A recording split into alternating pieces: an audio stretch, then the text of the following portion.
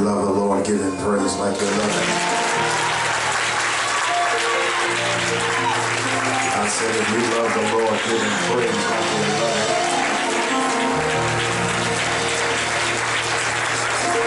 I said, if you love the Lord, give him praise like you love him.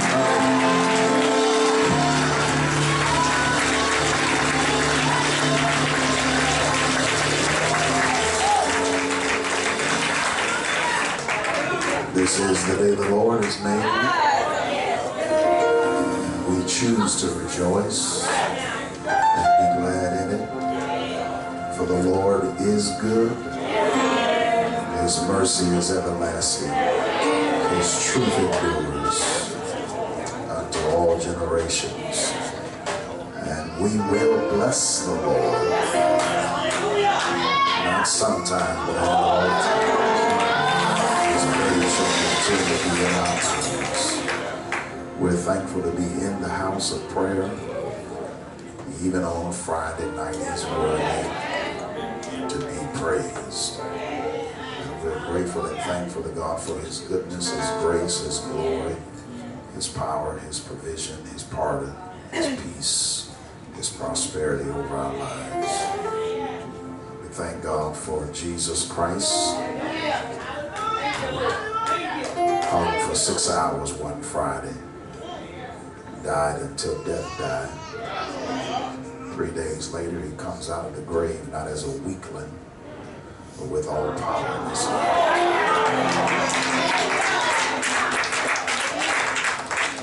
50 days later, he sends the Holy Ghost to reside and to preside on the inside of us.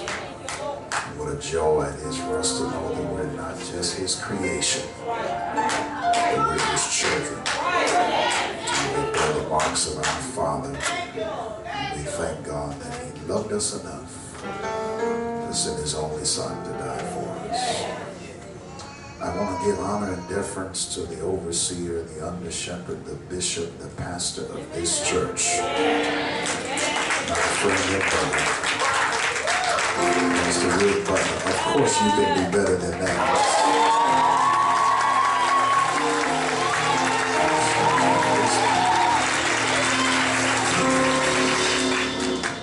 I want to thank him for his brotherhood and for his friendship.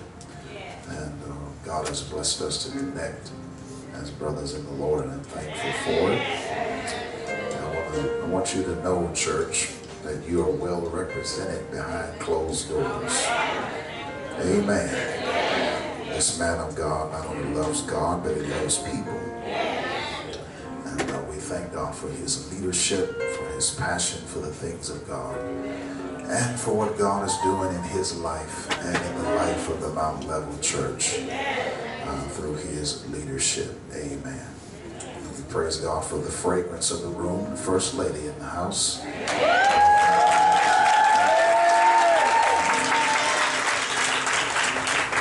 All of you, the men and women of God, all the pastors and preachers that are present, and we praise God for everyone who is here tonight. Let me just say I am very humbled by the introduction by my auntie. Yay!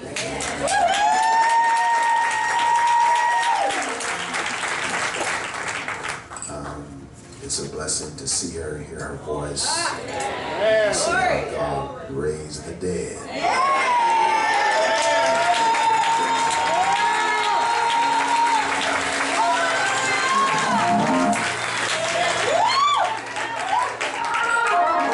Listen, if you don't believe in miracles,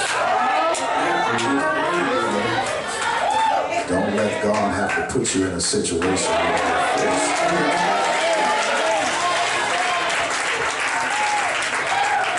Jesus Christ is the same yesterday, today, and forevermore. And that same God that we read about in Scripture is available and alive today. Amen. And when we see her, we see another witness.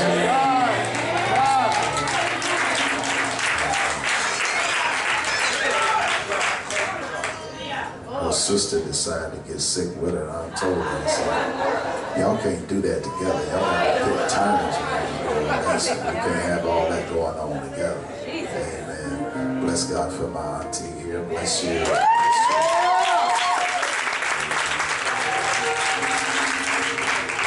I see a bunch of cousins in the house. What's up, y'all? Watch what y'all say about me. I got family all over this church. Amen. And we thank God for everybody who are here today. And God has been blessing us in a wonderful, wonderful, wonderful way. Amen. We praise God for His grace and for His goodness. Listen, it is my practice on the last night. I don't want y'all to think I'm being funny, but I don't greet people until the last night. So I'll have an opportunity to come back out tonight, shake your hands, love on you, hug on you. I try not to do that every night. That's just robbing your energy, you understand? We're trying to do that every night, but we'll reserve that for the last night. Let me thank those of you that prepared food on last night. I appreciate you. Thank you so very much. Amen. While you're standing, let's go to the word of the Lord. Let's go to the word of the Lord. And I want to summon your senses and invite your intellect to the book of 2 Samuel. 2 Samuel, chapter number 9. 2 Samuel, chapter number 9. And it is there that the Holy Spirit has highlighted for us this context of Scripture. Beginning with verse number 1, 2 Samuel chapter 9, verse number 1. Your Bible should read, and David said, "Is there yet any that is left of the house of Saul, that I may show him kindness for Jonathan's sake? And there was of the house of Saul a servant whose name was Ziba. And when they had called him unto David, the king said unto him, Are you Ziba? He said, Your servant is he. The king said, Is there not yet any of the house of Saul, that I may show the kindness of God unto him? And Ziba said unto the king, Jonathan has yet a son, which is lame on his feet. And the king said unto him, Where is he? And Ziba said unto the king, Behold, he is in the house of Machir, the son of Ammiel, in Lodabar. Then King David sent and fetched him out of the house of Machir, the son of Ammiel, from Lodabar. Now when Mephibosheth, the son of Jonathan, the grandson of Saul, was come unto David, he fell on his face and did reverence. And David said, Mephibosheth, and he answered, Behold, your servant. And David said unto him, Do not fear, for I will surely show you kindness for Jonathan your father's sake, and I will restore you all the land of Saul your father, and you shall eat bread at my table continually. And he bowed himself and said, What is your servant, that you should look upon such a dead dog as I am? Verse 13. So Mephibosheth dwelt in Jerusalem, for he did eat continually at the king's table, and was lame on his feet. I want to snatch our subject out of verse 8 and tag this text, the testimony of a dead dog.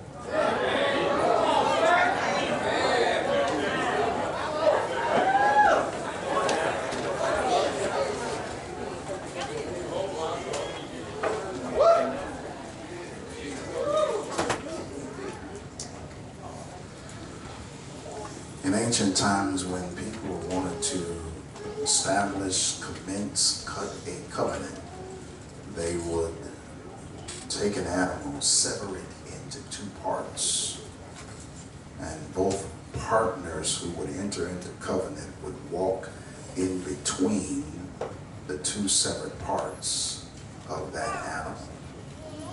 There is varied views of what that act meant, other than they would be entering into a covenant. One aspect of that act was that when they walked in between the parts of the severed animal, that they would become one with the animal, signifying that as they walked in between the two parts of that animal, that they would become mutual in mind and purpose.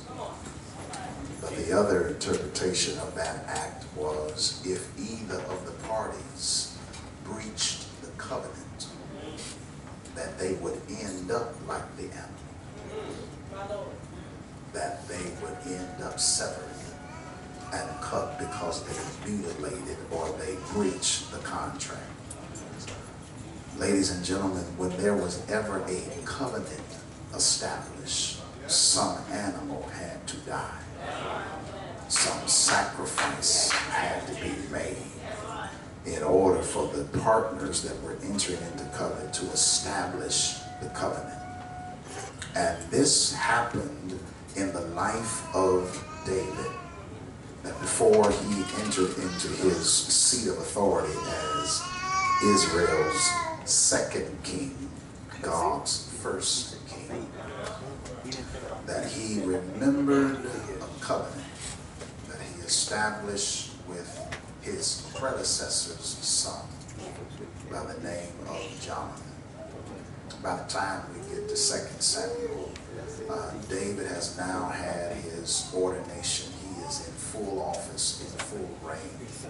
Chapters 5 through 8, you will read where David had a series of war victories that helped to establish and confirm his authority as king of Israel. By the time we get to chapter 9 of 2 Samuel, he remembers and is reminded of the covenant that he had established with his predecessor's son.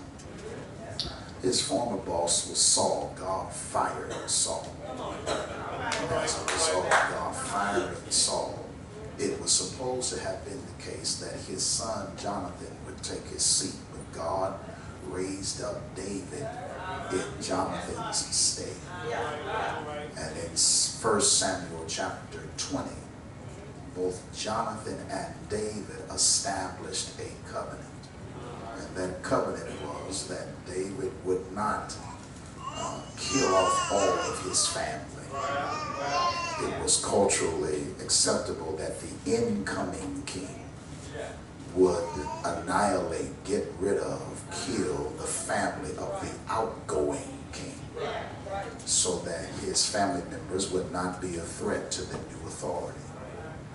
Jonathan, who submitted to God's will for David to be Israel's next king, says, I'll cover you from the wrath of my father if when you get into office you will remember my seed. David is now in office, and in 2 Samuel chapter 9 he remembers that covenant, that agreement that he made with Jonathan. And now it is time that even though Jonathan is no longer on the scene, David is going to keep his word and keep his part of the bargain. The covenant was set in 1 Samuel chapter 20, but it did not materialize until 2 Samuel chapter 9.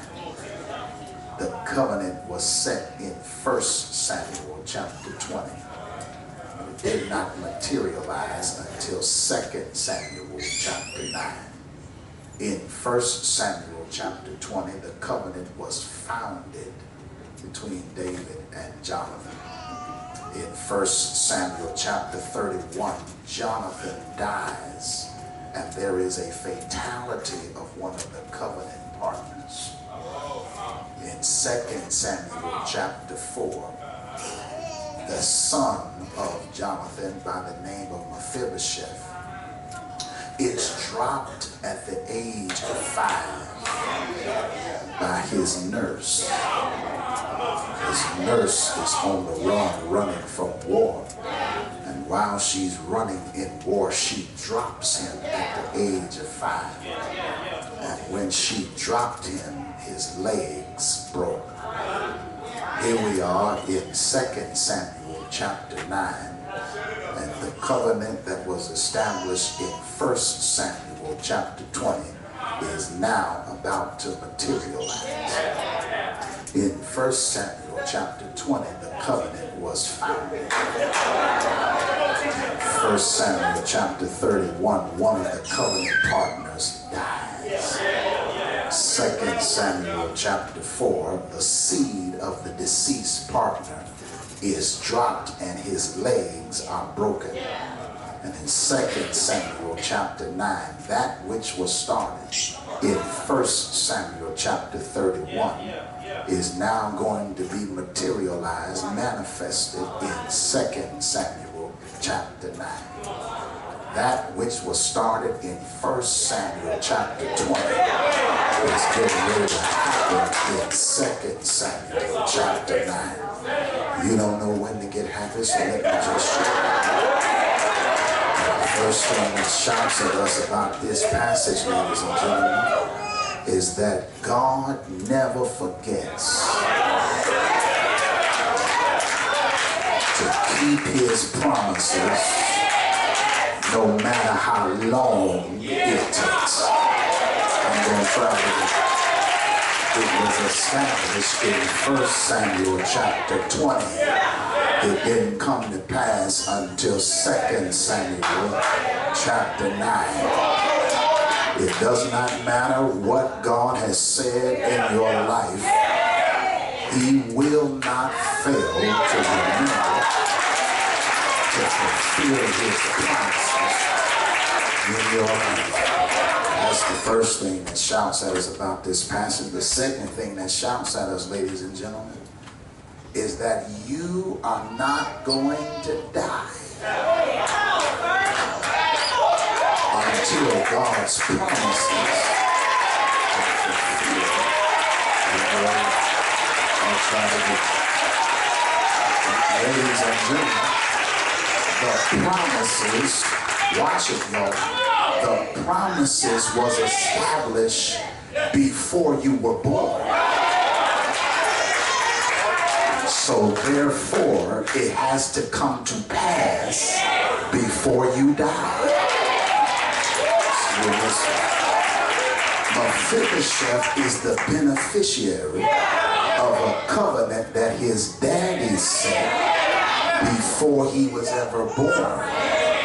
So since the covenant precedes life, it has to precede death. You ain't getting happy, so can I tell you, here's what this means, y'all. It means that God's promises that precede your life are so strong that the purposes of God on your life are stronger than your sin.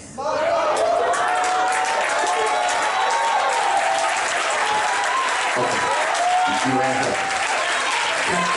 Listen, ladies and gentlemen, God's purposes on your life are so strong that you can't sin your way out of the purposes of God. You can keep getting high all you want to. You're going to do what the Lord told you to do before you leave this place. You can keep getting drunk. You can keep trying to get God to change his mind through bad behavior. You will fulfill all of God's purposes and promises on your life before you die. And you can't sin your way out of the purposes of God. Okay, let me see if I can give it to you another way. It simply means that no man, woman, boy, or girl will die before God's plan, purposes, and promises are fulfilled in your life. So that means, church, that everybody who has died did not die prematurely. They only died because God's promise promises, plans, and purposes were fulfilled in their life. And so that means every drama that has happened in your life, every problem that has happened, it couldn't take you out because God wasn't done with you yet. The purposes and plans of God have to be fulfilled before you check out of here. And if you check out of here, it is because God's plans, purposes, and promises have been fulfilled in your life. That's the good news of this passage. There is a promise set on a man's life before he was ever born. And because it preceded life, it has to precede death. And interestingly enough, David decides that there's a covenant that I've got to fulfill. So he inquires of this man by the name of Ziba, who is a remaining official from Saul's regime. He calls for Ziba and says, Ziba, listen, man, is there anybody left of Saul's family that I can show the kindness of God to? Now catch this, y'all. Ziba used to work for David's boss, who was trying to kill him. But now he's got to work for David. I'll try again. Ziba's mission used to be to kill David. But now his mission is to work for David. And when he works for David, his assignment is, man, who is left of Saul's family that I can show the kindness of God to? Catch this, y'all. This is not for everybody. The king calls Ziba into his office to ask Ziba who is left that I can show the kindness of God to. I'm going to try again. The king calls Ziba into his office to ask Ziba, hey man, is there anybody left that I can show the kindness of God to? Catch it, y'all. The king did not call Ziba for Ziba. The king called on Ziba to ask Ziba, who should I bless today? Y'all don't make me work hard. Sometimes God ain't calling on you for you. God is calling on you to see who do you recommend he bless today. God isn't always calling on you so you can get a blessing. God is calling on you so he can use you to get a blessing to somebody else. And deliver me from people who are so saved that they're stingy, that they believe that everything God gives them is for them. No, sometimes God calls on you so you can be a blessing to somebody else. How do you handle life when God calls you to be a blessing at a time when you need the blessing? Every time God calling you ain't about you. Sometimes God is calling you to be a blessing to somebody else, to get a blessing to somebody else. Check out what Ziba says, y'all. Ziba says to David, hey man, there's a son of his that is lame on his feet. Hold on, let me try again. Is there anybody left that I can be a blessing to? Ziba says there is a son who is lame on his feet. Ziba, I asked you who, I didn't ask you what. You did not give me a name. You gave me a disability. I didn't ask you what was wrong with him. I asked you, where is he at? You still slow, so let me help you. Check out the text, y'all. David is not bothered by the fact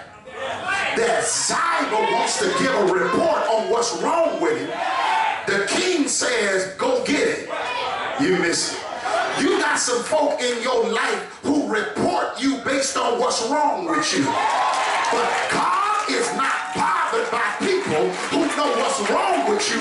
He still wants you even though he knows what's wrong with you. And he knows people who try to report you based on where you're broken at. Do I got anybody in here who testify? You know some folk like that.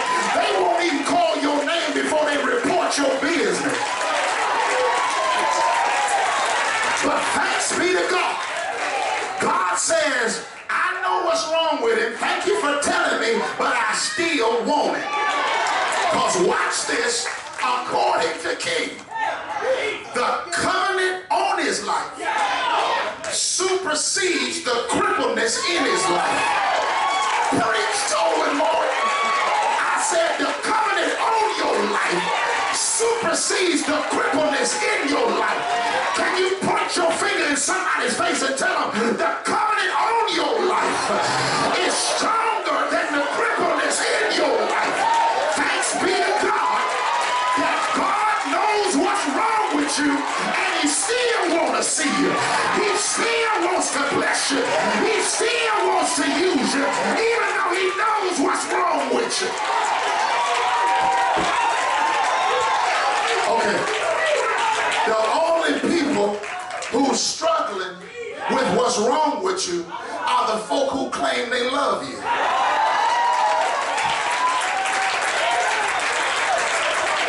You gonna give a report to God on what's wrong with me when he made me. He knows all about me.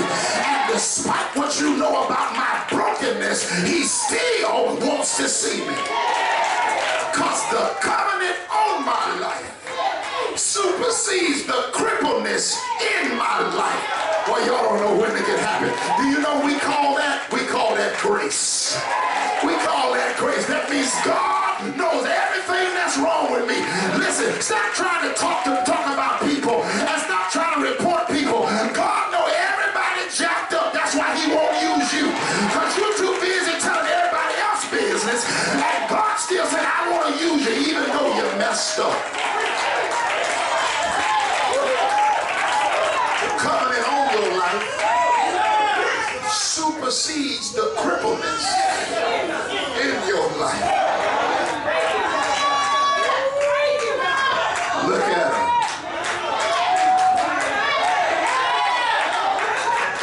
I just saw her coming out the hotel last night. Was she in church today? Show me.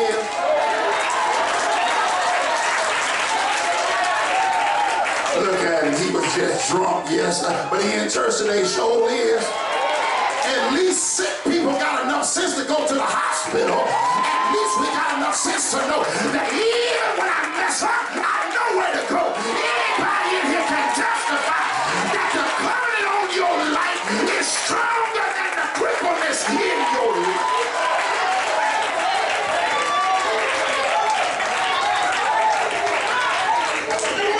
You know, they ought not to be acting like that. You know why you saying that? It's not because you holy, it's because you sick. No, see that medicine, your medicine don't mix well with your old life, so you had to calm down.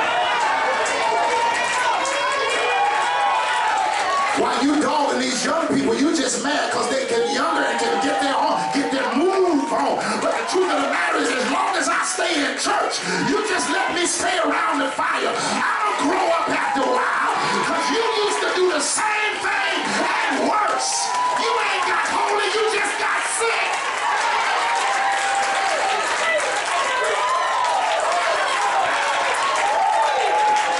Tell your neighbor, don't try me. Don't try me, because don't play me like I'm the only one in here that's got some crippleness in my life. Your crippleness just older than mine, but all God's children got something wrong with him. That's why we got grace, because grace is for the guilty. The covenant on your life supersedes the crippleness in your life. Told the king what's wrong with him, and the king says, go get it. I still want to see it. Because the covenant on his life, Lord have mercy, supersedes the crippleness in his life. There will come a day, ladies and gentlemen, that you don't have to stop letting people talk you into guilt. Because what better place to be than for guilty people in the house of the Lord. I knew I'd get some quietness on that, but thank God that God doesn't see you the way folks see you.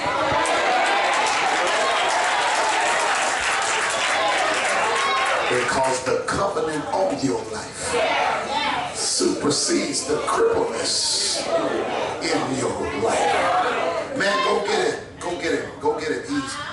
He's lame, but he's in Lodabar. The Hebrew translation of that word means the place of no pasture. He is living in a place of no arrangement, no preferred living. He is living in a place where he is not properly cared for as a shepherd would a sheep. But go get him and bring him out of Lodabar and bring him to me. Because when you bring him to me, his new home is my house. I'm moving him. I'm going to try it. He is living in Lodabar, a place where he has no provision, no arrangement. There is no shepherd for a sheep. There is a place of no pasture. But when you go get him out of Lodabar, don't take him to your house. Bring him to the king's house. And in the king's house, all of his needs will be met. You missed it. I'm going to try to get it. When you go get him out the place where ain't nobody taking care of him, to the place where all of his needs are met. I thought somebody would testify right along there. The Lord is my shepherd. I shall not want. When I come out of the world of sin, I'm coming out of Lodabar into the place of pasture.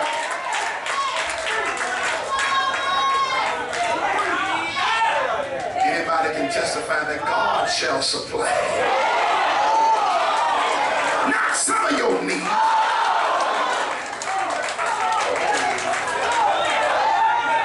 according to his riches in Christ. Bring him to the king's house. And when he gets before the king, y'all, listen at his response. David says, man, you Mephibosheth. Say, I'm Mephibosheth. First thing David says to a man is, don't fear. Watch this, cuz it's going to bless your life. Say, man, don't fear. Hold on, man. You come to show me kindness, right? Yeah. Don't be scared. Why does he have to address fear? He's got to address fear, y'all. Because Mephibosheth knows, according to the law, he's supposed to get killed.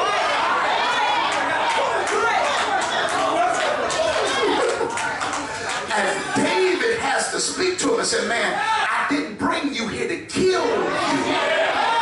I brought you here to give you kindness. So don't be scared, because today I'm overriding the law with grace. Lord have mercy. Come and let me help you.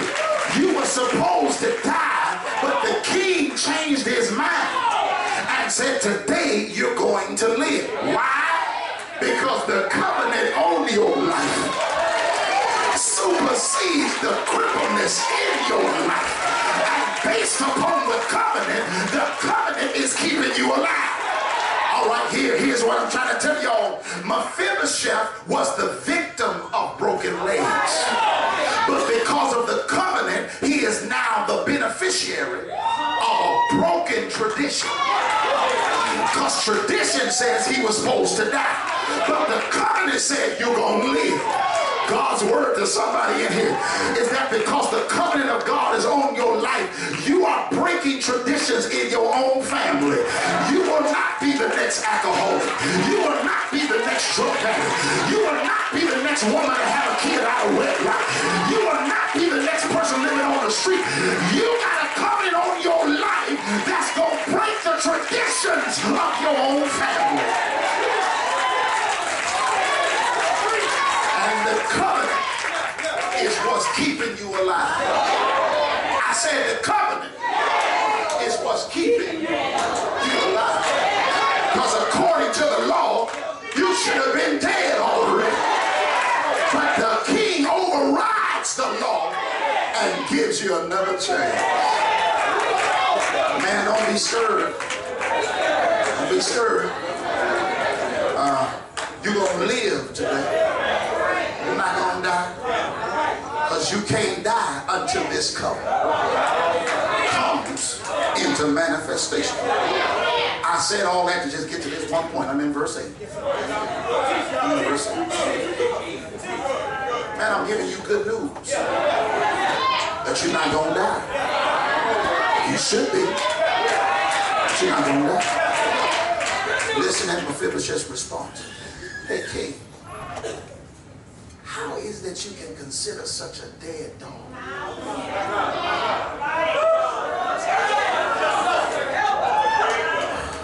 How is it that you can consider such a dead dog as I am? Hebrew translation there is the move Caleb. It literally means a worthless life. See, the problem with Mephibosheth, Chad, is that he's been living in Lodabar so long that Lodabar is now him.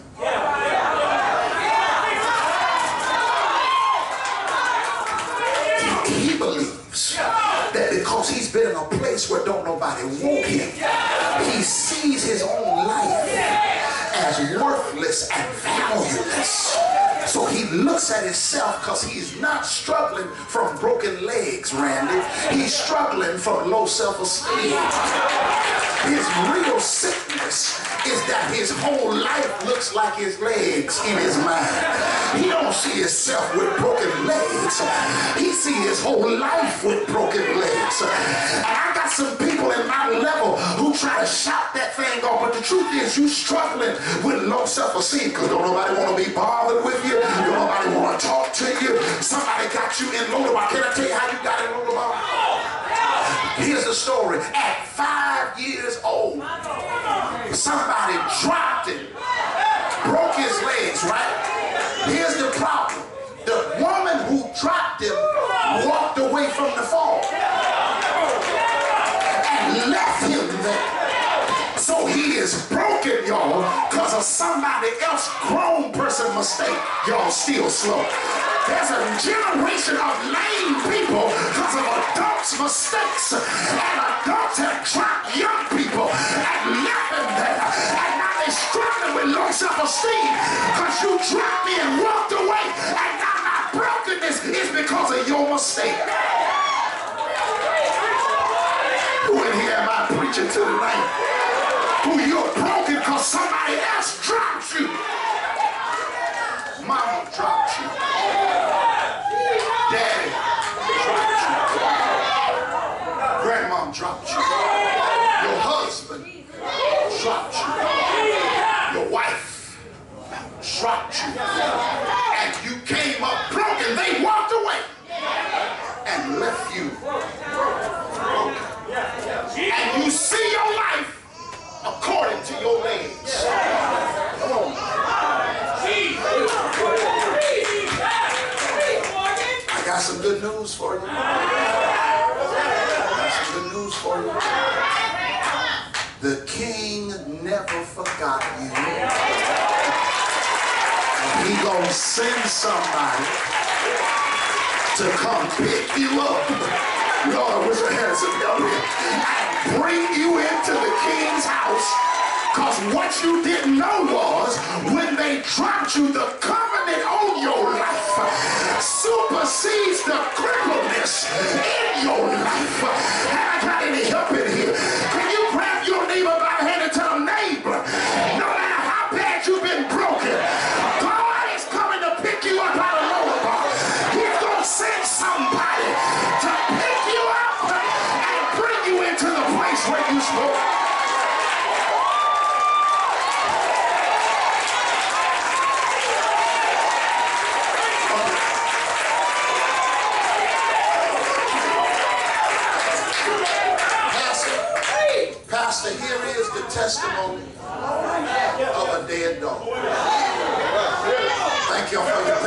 I've been talking just to get to this point. Here is the testimony of a dead dog. Mephibosheth, what do you have to say to the saints at the Mount Level Church? Anybody interested? Here is the testimony of a dead dog. If I gave this microphone to Mephibosheth, he got a couple things to tell us. First thing he tells y'all is that God doesn't have to fix you to bless you.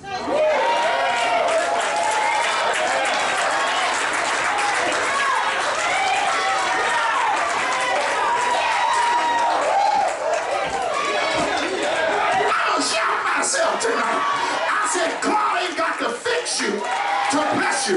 He'll take your lame and still bring you in his house. Well, y'all don't know when to get happy. He broke, bring him in the house. He ain't got no job, bring him in the house. His legs are broken, bring him in the house. He's struggling with self-esteem, bring him in the house.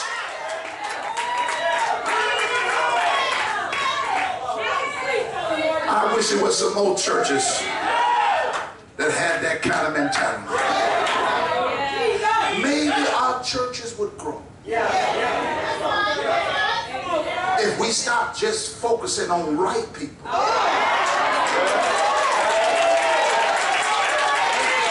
Come on, nigga, don't sit on me like I ain't saying nothing. And start focusing on some broken people who God want to do some great things to. Okay, don't play me like I'm not talking about you. I need 10 people, I'm going to make number 11, who testify. I ain't got it all together, but he still uses me. I ain't got all the things I know, but he still uses me. I don't know every scripture in the Bible, but I still got the anointing. Anybody in here can testify. God knows how to make the best of broken people. And he don't have to fix you to bless you. He can bless you while broken. Okay, all right. Can I help y'all one more time? This sermon is over right here. It's over right here. Thank y'all. Here. It's over right here. That's it. That's it. Ladies and gentlemen, Mephibosheth is lame. His legs are broken. Amen. Bring him in the house. He gonna eat at my table rest of his life.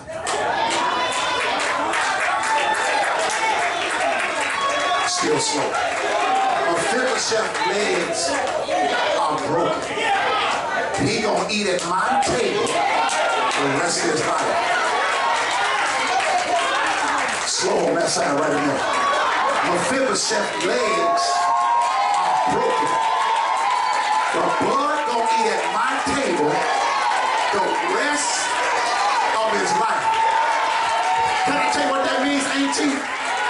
When they pull him up to the table, the thing that's broken gonna get covered. Still slow. I said when they pull him up to the table, the part of his life that's broken is under the table. And when they see him at the table, he looked like he got it all together. The truth of the matter is he hasn't been cured, he's just been covered. Grab your neighbor by the hand and tell him, neighbor, I ain't got it all together, but thank God I've been covered.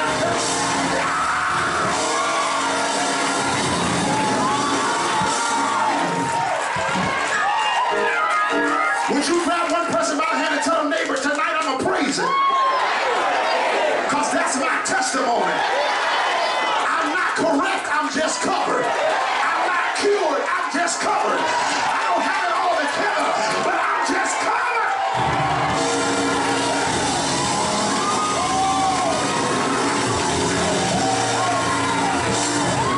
Where the covered people at?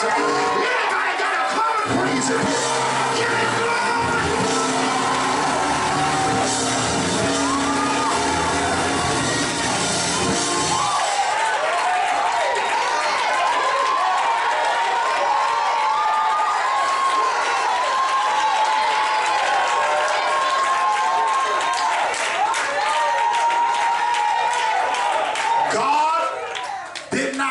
changed his condition. He changed his position. And because he changed his position, nobody knew about his condition. Oh, I wish I had some people in here who grab your neighbor by the hand one last time and tell them, neighbor, the testimony of a dead dog is that God can change your position. Is there anybody in here that can give God praise that he knows how to change your position? Open your mouth and tell him, thank you for changing my position. Anybody thankful that he got the power to change your position? Well, then grab somebody by the hand and tell them, neighbor, I don't have it all together, but thank God he knows how to cover me. I said, thank God he knows how to cover me. He did it on Calvary. His blood washed away my sin. His blood made me whole again. Grab somebody and tell them, neighbor, not only have I been covered, but I've been cleansed in the blood of the Lamb. Can I ask y'all one question?